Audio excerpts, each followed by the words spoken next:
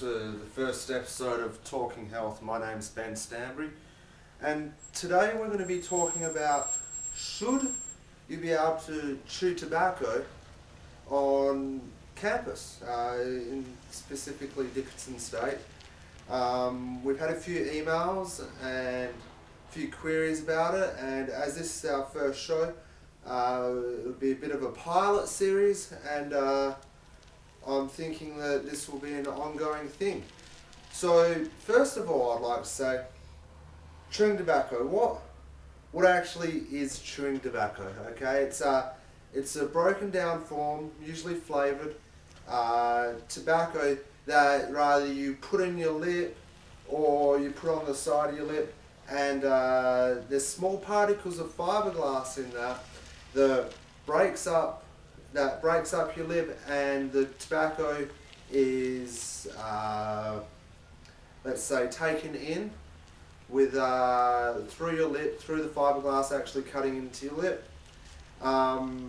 Is it harmful to the person? Yes, it is very harmful. It's shown to cause tobacco. There are warnings on the packaging, same with cigarettes. My personal view is that Dickinson State should ban it. There's no reason why that people should be chewing tobacco on campus.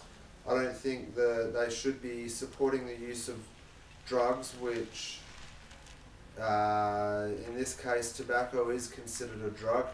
Now the question is, do they realise what backlash this is going to cause? I know there are quite a few people, including females, that actually chew tobacco on campus, and I think that might cause a big backlash, and people will be standing up against it. And I've seen some people not very happy when they've been actually asked to take the tobacco out of their mouth. Now, in forms of tobacco, there's two actually types of tobacco. There's long cut chewing tobacco, which is usually called dip, and there's also a leaf kind.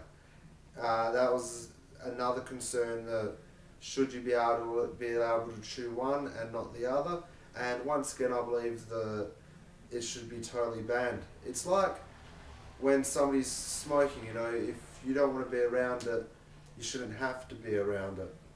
We've got a few emails that have come in, that come from peers, and the first one's from Jill, and she says, what is the difference with a question mark at the end?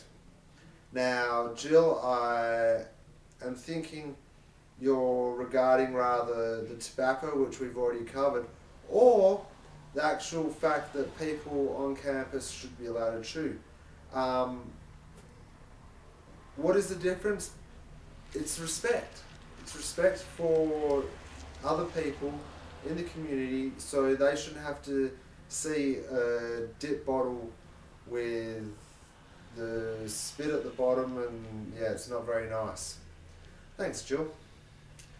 The next one we have is from Billy Bob, and he writes, I totally disagree. There are no second-hand effects unlike smoking. Good point, Billy Bob. There are no second-hand effects unless you're actually looking at it, which sometimes can look pretty disgusting. Now, is it going to ask you now the question, Billy Bob, and I'd like to hear back from you. Should you be allowed to chew tobacco within a certain vicinity of the campus, and should there be fines? So I'm pretty sure there are fines if you are caught smoking on campus in an unrestricted place, that there are actually fines for that. Should you get fined for chewing tobacco? Our last one today is from Dixie. The next thing we know, you won't be able to drink energy drinks in public. Okay, now I think she's referring to the fact that American society today is so uptight about things. Now, Dixie, I totally disagree with you there. I don't think it will ever get to the point that the energy drinks will be banned in public. But I do think that it's the person's right to not actually have it in their face.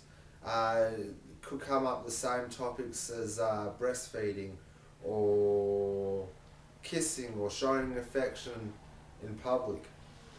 So we've come down to the point where there's two sides to the story. It's usually yes, it should be banned, no, it shouldn't be banned.